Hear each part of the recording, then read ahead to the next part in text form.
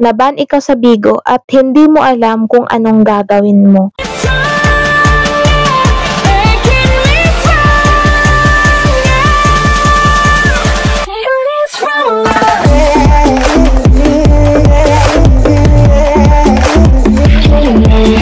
So, hi guys! Welcome back to my YouTube channel.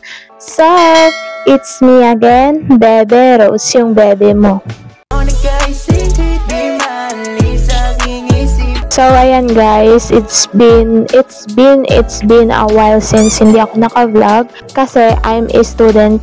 A lot of activities that we are going to do para sa grades O. Hindi pa alam yung meron akong bagong gawa na isang YouTube channel. So, please subscribe there also guys kasi isa din yun sa makaka-help din sa inyo. Oo, for educational purposes yun guys. Before we start, please subscribe first in my YouTube channel para more videos and updates. My video today is all about paano nga ba maiwasan para hindi maban sa Bigo? Or maiiwasan nga ba? Okay guys, hindi alam kung ano yung Bigo. Isa siyang live streaming app. Ilalagay ko siya sa description box guys para makita nyo yung mga step by step kung paano maka-process sa Bigo or paano maging isang Bigo host. As you can see guys, yung suot na damit ko, ito yung sa Archer Division kasi nga since noong 2023 ginawa akong bilang isang head admin and because nagkasakit ako, nagka-anemic at saka need kong pahingahan, need ko ng mahaba-habang pahingahan. So ayun, bumaba ako bilang isang head admin. Oo, head admin ako ng family namin. Yes, kaya may nakalagay dito na pangalan ko. Ayan, sa mga hindi nakakaalam nung Bigo account ko, I'm a Archery Division, yung family ko Archery Division, and then yung agency ko is PH Good Deeds is 2. So ito, bigay to ng head founder namin. And shout out kay Founder Marie. Founder Marie, kung nakikita mo to, huwag mo skip. Check! Uy, paano maiwasan? Gawin ito para maiwasan maban sa Bigo. So, ayan, just keep on watching. Huwag mong skip from the beginning to the end, pati yung ads. Kaya sa mga nagbibigo, iwasan nyo maban. Baka maban kayo ng 1 year. Okay lang yung maban ka ng 10 hours.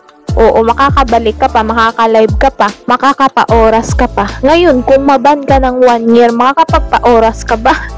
Hindi. Ito guys, step by step ito kung paano nga ba maiwasang maban. At ito yung mga gagawin natin para hindi tayo maban. Ito yung mga bawal gawin sa Bigo guys. Pag sumusunod ka, walang mangyayari na ban, diba?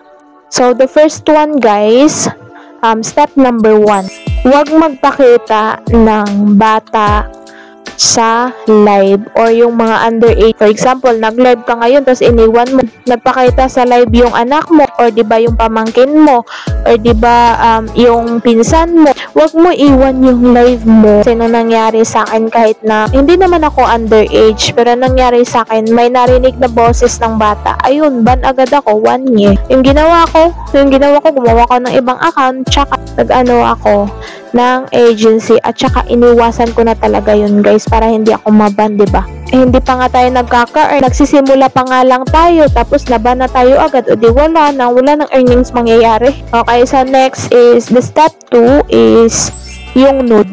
Bastos tignan, huwag niyo yung gawin kung lalaki, bawal kang maghubad ng nakalive. Kung babae naman, bawal kang, basta yung mga nude, yung mga bastos tignan, bawal yun. And then, 10 seconds, ban ka na diretso. Kasi, ayaw ni Bigo ng ganun. Sa pag-live pa lang natin, guys, diba, may nakalagay doon sa, pag-start pa lang natin ng live, inappropriate, basta yun yung makikita natin, ipapakita ko lang sa gilid. Ito yung pangatlong step, guys. Kung bawal ang bata, bawal ding iwan ang live. Walang tao yung live. Bawal na bawal talaga yun guys. Kahit na sa ibang app, kasi nga baguhan na account pa lang. Dapat kung magla-live ka, may tao, nandoon ka, 'di ba? Kasi matitrace yan agad-agad ni Bigo eh. Madami yung mata si Bigo. Kaya iwasan natin yung ganun para hindi tayo maban. At huwag natin gawin yung pagsisihan natin, di ba? Ay, hugot ang bebe nyo. Paano na tayo makaka-earnings kung naban na tayo? Wala na, tapos na. O di ba sayang din yun. Ilagay mo sa utak mo na, ay, ito bawal to. Huwag ko to gawin. Ang fourth step, guys, is bawal mag-comment tungkol sa ibang app. Kung ang nangyari sa friend ko, nag-mention siya doon sa comment section. Nandun siya, pumunta siya sa live ko. Tapos nag-comment siya ng, for example, diba, alam niyo yung Popo? Yung Popo, isa din yung live streaming app. Kinalaunan, nag-message siya sa akin, hindi na ako makaka-comment sa'yo. Inappropriate speech na yung nakalagay doon. Kasi nga, ayun, naban siya kasi nga bawal i-mention kahit naman mismo sa ibang apps. Bawal talaga mag-mention hindi related sa Bigo Live. For example, GCash, bawal yun. Diba, ibang app yun. Popo, diba, ibang app yun. Bawal yun. Yung Nike, yung mga nakikita natin mga live streaming app, madaming mata siya. Kahit nasaan or kung wala ka sa live mo, wala na, diretsa kang ban. Okay, next guys, pang-5. Bawal magpakita ng sharp things. Narinig nyo na ba to? When it comes to Bigo or when it comes to live streaming app. Bawal magpakita ng sharp things. For example, yung kutsilyo, yung tinidor, yung scissor, yung bote.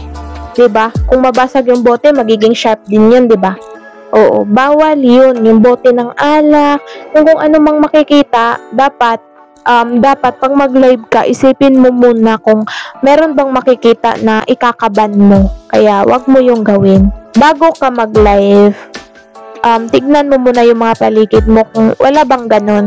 Mabilis lang maban kay Bigo. Stricto siya, lalong-lalo na madaming artista ngayon na nagbibigo. Alam nyo, si Bigo, wala talaga yung pinipili.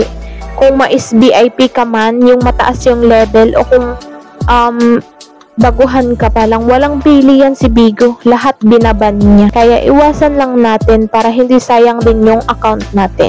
So, for the 6th step, yung 6th step natin guys, bawal magpakita sa dummy account. O diba, kadalasan kasi sa mga live streamer, diba, may dummy account talaga yan sila. Huwag nyo talaga sabihin sa akin na wala kayong dummy account kasi ako mismo meron akong 2 dummy account.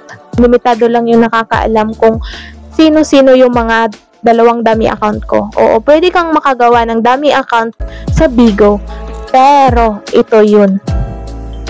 Bawal kang magpakita, mag-open cam sa dummy account mo. Pag nagpakita ka tapos na-trace ka ni Bigo, Diyos ko, wala. Ban ka. Hindi ko nga alam kung madadamay ba din yung main account mo. Basta mababan ka. Oo, kasi supposedly daw sa mga live streamer, isa lang talaga yung account. Pero may dami account ka, ingatan mo. Yung mga pinaghirapan mo na gusto mong maka-earn, pero ang nangyari na ban, wala din.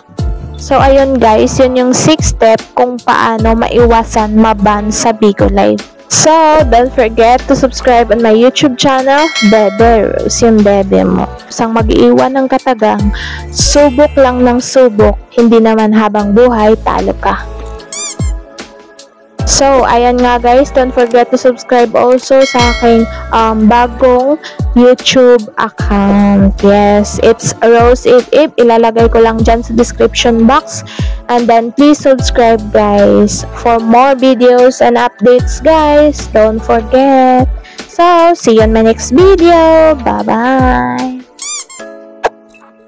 I hope guys, nakatulong ako sa inyong mga tanong dyan.